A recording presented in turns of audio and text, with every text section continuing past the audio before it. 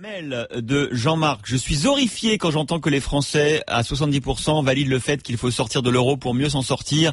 Ça me rappelle les heures noires de l'avant-Seconde Guerre mondiale, quand toute l'Europe s'est repliée sur soi, de peur de subir les foudres du nazisme. Là, c'est différent, il n'est pas question d'idéologie, mais d'économie. Oui, il faut partager les richesses. Fini l'époque où 10% de la population mondiale détenait 80% des richesses. L'euro n'est pas responsable de la mondialisation, me dit Jean-Marc. Et Claude, dans le Tarn-et-Garonne, qui est directeur retraité. Bonjour Claude.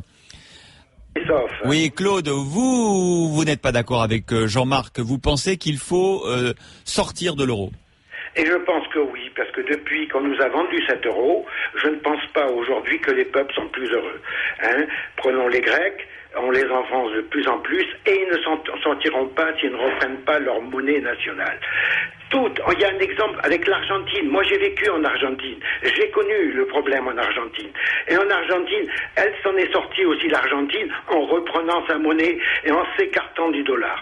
Donc, de toute façon, autant je crois aux nations souveraines, responsables de leurs actes, et non pas à une Europe où on ne sait pas qui commande, qui dirige, et on n'a pas les mêmes économies. Je ne vois pas comment, avec une monnaie commune, on pourrait vivre ensemble. Cela n'empêche pas de créer ce qu'on aimerait, une Europe, bien entendu, des nations, une Europe de coopération, ce qui nous a permis de faire Airbus, Ariane. Il n'y avait pas cette Europe quand on a fait ces grands projets. Mais c'est vrai que alors le problème aujourd'hui, c'est que on a tellement construit autour de l'euro qu'on se dit que le jour où on sortirait éventuellement de l'euro, ça serait probablement forcément un peu catastrophique, avec des prix qui s'envolent, des importations qui se renchérissent, la désorganisation du pays. Voilà. Je vous comprends, Christophe, vous répétez ce que l'on entend à longueur de journée dans la plupart des grands médias. Par contre, allez... Non, je répète pas que je me pose la question. Je me dis, est-ce que tout d'un coup, on va pas payer son écran télévision 20% plus cher, ses chaussures, voilà, 30%, voilà. Ce serait pas un malheur pour les peuples. Ben ça, c'est autre chose. Ça, c'est un autre débat. Vous avez peut-être raison, Claude. C'est vrai. Mais moi, je me mets à la place des Français qui veulent consommer. Voilà. Alors moi je crois que de toute façon, comme le dit Marie, si on fait ça dans l'ordre, avec bien entendu une coordination de toutes les nations d'Europe, qui peuvent justement avoir comme objectif principal le bien-être de leur peuple avant tout, avant de celui des banksters qui nous ont ruinés et qui nous ont mis aux mains du marché, retrouver nos banques nationales comme notre Banque de France et tout cela, au moins on sera responsable de notre destinée. Et si vraiment nos politiques nous n'écoutent pas, moi je suis certain qu'aux élections, on va avoir des surprises. De toutes les façons, qui est souverain dans une nation? C'est le peuple. Pourquoi dans cette situation dramatique où nous nous trouvons aujourd'hui, on ne fait pas appel au peuple, on ne demande pas l'avis du peuple? Vous avez votre petit sondage ce matin, votre consultation. Vous voyez qu'on veut, on demande l'avis des gens. Vous voyez, Claude? Mais oui, non, mais c'est bien de les consulter. Donc je pense que vous voyez très bien, Christophe, quand même qu'une grande majorité va dans ce sens de dire il faut redonner le pouvoir à la nation, redonner un État responsable, et non pas des politiques qui nous ont amenés à où nous en sommes, que ce soit la droite et la gauche. De toutes les façons, aux élections, on ne parlera plus de droite et de gauche. On parlera de souverainistes, d'une Europe des nations, de gens qui veulent s'occuper de leur peuple face à des mondialistes qui, eux, ne pensent qu'aux banques et aux banksters. Eh ben merci Claude, c'était le coup de gueule et le point de vue de Claude ce matin sur RMC au 32-16. Alors tout ça, ça inquiète Jean-Claude. Jean-Claude est chef d'entreprise dans les poêles à bois, je crois, Jean-Claude, en Gironde. Oui, bonjour. Ouais, belle technologie, parce que je crois que c'est très performant maintenant, la performance des poêles à bois, et on a besoin de faire des économies sur l'électricité et le fioul, Voilà, le gaz, tout ça, c'est clair que ça nous fait, c'est du pain béni pour nous. Ça marche bien alors, votre activité, Jean-Claude? Pardon? Ça marche bien votre activité? Oui, ça marche bien. On est aidé aussi par l'État, il faut reconnaître. Il y a des primes à la casse, il y a des choses comme ça qui favorisent notre job. Et puis il y a les poêles à peler qui sont une nouvelle technologie. Bon, il faut se méfier parce que le jour où il y en aura beaucoup, ils mettront une taxe sur les pelés. mais à part ça, on va pas se plaindre. De toute façon, j'appelais pas pour me plaindre. Ouais, Jean-Claude, vous appeliez parce que vous êtes inquiet par cette, vous avez raison d'ailleurs, par cette tension entre les Européens, entre les Français et les Allemands. Alors, je je connais bien l'Allemagne pour y avoir passé plusieurs années de vacances parce que je faisais allemand en première langue. Donc que ce soit Munich ou Düsseldorf ou Francfort, j'y ai séjourné. Le problème, c'est, et mon père avait fait la guerre, bien sûr, il y a effectivement ce souci, c'est que si demain il n'y a plus je dirais l'euro, bon, de toute façon on a payé une fois pour le faire. C'est une connerie, mais on l'a faite.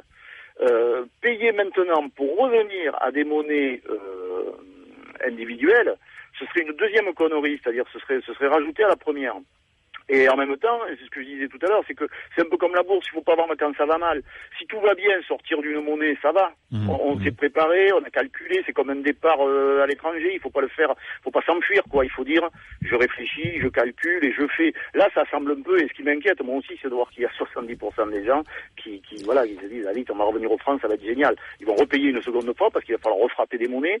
Et de toute façon, ça n'enlèvera pas les magouilles, comme ils disent, des banques. C'est-à-dire qu'il faut bien se dire que le système financier, son propre, c'est de s'adapter, de jamais se mouiller. C'est-à-dire que, en fait, quand ça va mal, ils appellent les États, et quand ça va bien, ils prennent le pognon. Donc, en fait, voilà, l'inquiétude, quand je vois 70% des gens qui, en plus, comme le précédent auditeur parle de souverainisme et tout ça, dans 10 ans, on se fout sur la gueule avec l'Allemagne, quoi. C'est les démons redétront, la fierté gauloise, qui est d'ailleurs titillée par la fameuse marine, et la rigueur allemande. Il faut lire les écrits des gens qui ont vécu la guerre et qui ont vu comment était quelle est la pensée profonde de l'allemand par rapport à l'Europe, par rapport à son pays. C'est quelque chose. Ils sont fiers de ils étaient fiers de leur marque. Et ils ont pas du tout envie, effectivement, ça montait le nationalisme chez eux aussi. Il faut faire attention, faut se méfier, faut faire attention. Voilà. Et de toute façon, oui, finalement, ils ont accepté de l'euro, mais ils veulent pas qu'on leur vole l'euro maintenant, en fait, hein. C'est-à-dire ils ont fait de l'euro marque un peu euro, quoi. C'était bon. Après, vous savez, moi j'ai lu des écrits de gens qui ont été prisonniers de guerre ou qui ont fait la guerre, et qui reconnaissaient aux Allemands une certaine qualité dans l'organisation, dans la rigueur et dans le moins individualiste peut-être que nous, en fait, dans la façon d'aborder la vie. Alors, voilà, de toute façon, c'est deux mondes qui s'opposent, Finlande, que je connais aussi un peu, et puis les pays du Sud, où la vie est belle, il y a du soleil, tout ça. Les Grecs, on dit, les pauvres Grecs, on leur fait subir ça. Oui, c'est vrai, on leur fait subir des trucs horribles, ça je suis contre, de toute façon. À mon avis, c'est pas une solution. Mais en même temps, le SMIC, ou tout au moins le revenu, si on regarde le revenu aujourd'hui, Espagne, Portugal, Grèce, on est revenu il y a 20 ans. C'est-à-dire que le SMIC espagnol de mémoire est à 600 et quelques euros. Le SMIC français est à 1000 et des poussières. Il me semble bien me rappeler que c'est la proportion qu'avait la salaire minimum avant. Ouais. Oui, il y a 20 ans. Chasser le naturel, il revient au galop. Non, c'est-à-dire artificiellement, on a voulu créer un marché pour profiter justement aux financiers, mais on l'a fait. On a été assez cons pour le faire, entre guillemets. Donc, puisqu'on l'a fait, c'est pas en le défaisant. Il y en a qui regagneraient encore de l'argent sur notre dos en faisant ça. C'est ça qu'il faut comprendre, c'est que de toute façon, ils ne perdront jamais d'argent. On a bien noté votre inquiétude, Jean-Claude, sur les dissensions entre Français et Allemands, source d'inquiétude et de risque pour le futur. Merci beaucoup, Jean-Claude. Alors on cherche. Il est 9h36, je vous l'avais promis. Antoine, bonjour Antoine. Oui, bonjour Christophe. Voilà, je vous ai mis la pression, Antoine. Non, gentiment, mais bon, je vais essayer. Moi, il y a 3 indicateurs que je regarde avec assiduité tous les matins. C'est le cours de l'euro par rapport au dollar. On est à 1,40. Donc les marchés n'ont pas acté un scénario de faillite. Ouais, ça n'a pas changé du tout. 1,40, on est toujours dans la même zone. Et c'est valorisé. On était à 1,32 il y a 2 semaines, on est à 1,40. Donc l'euro se valorise. C'est-à-dire que les marchés ont acté le fait qu'il n'y aura pas de crack de l'euro au moins à court terme. D'accord. Deuxième point, le cours de l'or est autour de 1007. Il était à 1009 points haut, au plus fort du crack de cet été. Donc l'or, même s'il reprend un petit peu du poil de la bête, on n'est pas dans un scénario de panique. Ah, c'est intéressant. Ça veut dire, vous nous dites, Antoine, que finalement la crise n'aura sans doute pas lieu. En tout cas, c'est ce que pensent les marchés. Ils jouent, ils spéculent, mais en fait, quelque part, ils y croient pas. Mais troisième indicateur, le cours du pétrole. Le pétrole est un produit cyclique, c'est-à-dire que le cours du baril a gagné $2 hier. En général, le cours du pétrole se valorise dans un climat de reprise et se déprécie dans un climat de récession. C'est-à-dire, et en plus les volumes sur les marchés, vous avez donné le cap tout à l'heure, moins 0,2, on n'est pas dans une baisse caractérisée. Ouais, moins 0,50 maintenant, c'est vrai que c'est pas dans des petits volumes. Bon. Donc, je ne suis pas clairement, à mon sens, les indicateurs ne révèlent pas un scénario de krach de l'euro. Maintenant, moi, ce qui m'embête dans la question que vous posez, c'est la sortie de l'euro pourrait-elle nous permettre, serait-elle une solution de manière générale? Mais le problème est le suivant, c'est-à-dire que si vous sortez de l'euro aujourd'hui, même si vous fixez une nouvelle parité du nouveau franc par rapport à l'euro, ce sont les marchés qui décideront de la parité. C'est pas vous. Donc, en cela, on ne peut pas présupposer de ce que seront les réactions des marchés face à un pays qui sortirait de l'euro pour une très mauvaise raison. Maintenant, je répondrai de manière plus générale à la question qui ne m'est pas posée, c'est que, à mon sens, ce qui va se passer dans les jours à venir, c'est qu'on va trouver quelques solutions alternatives, on va gagner un peu de temps, mais il me semble que la dichotomie des pays de la zone euro est telle, et les contingences entre chaque État sont telles, que dans les 2 ans qui viennent, à mon sens, il y aura une sortie plus ou moins ordonnée de l'euro, et nous constitueront des espèces de pôles monétaires. C'est-à-dire qu'il y aura un pôle autour de la France qui regrouperait l'Italie, l'Espagne, avec un euro plus ajusté, et des cours et un euro adapté aux pays du Nord et du bloc allemand, c'est-à-dire Allemagne, Autriche. Ah oui, mais quand même, vous aussi, Antoine, quand même, vous estimez que c'est pas tenable, quand même. Non, parce que quand vous avez une monnaie forte, si vous êtes spécialisé sur des produits à forte valeur ajoutée, comme les produits allemands, qui sont des produits premium, le cours de la monnaie n'est pas pénalisant en soi, puisque vous avez un tel avantage de par la plus-value que vous faites et de par la qualité de vos produits, que vous n'êtes pas sensible au cours de la monnaie. Le prix, quand vous achetez une BMW, une Mercedes, vous ne l'achetez pas en fonction finalement du prix. Tandis que lorsque vous exportez des produits à faible valeur ajoutée, des produits agricoles, des produits de grande consommation, là, la variable prix est très importante.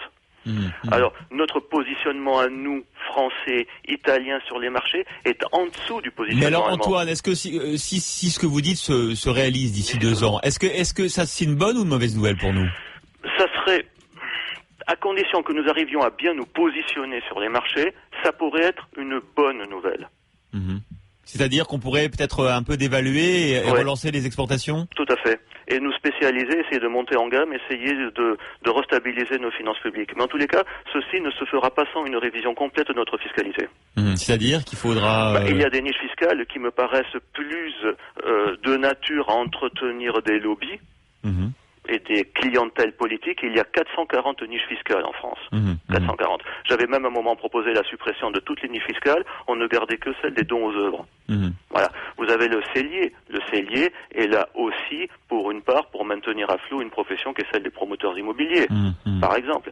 Bon, je suis persuadé qu'une remise à plat des niches fiscales, aujourd'hui, s'impose. La nécessité de taxer plus lourdement les hauts revenus. Quand je vois que c'est à partir de 250 000 € par personne dans un foyer fiscal, moi je trouve ça absolument scandaleux. Je connais personne autour de moi qui ait ce genre de revenus. Donc, il me paraît nécessaire de ramener le chiffre au moins à 125 000 €. Mais merci Antoine. Mais du coup, Antoine, là, je vais vous forcer la main un petit peu là. Si je vous pose la question SMS du jour, vous allez répondre oui.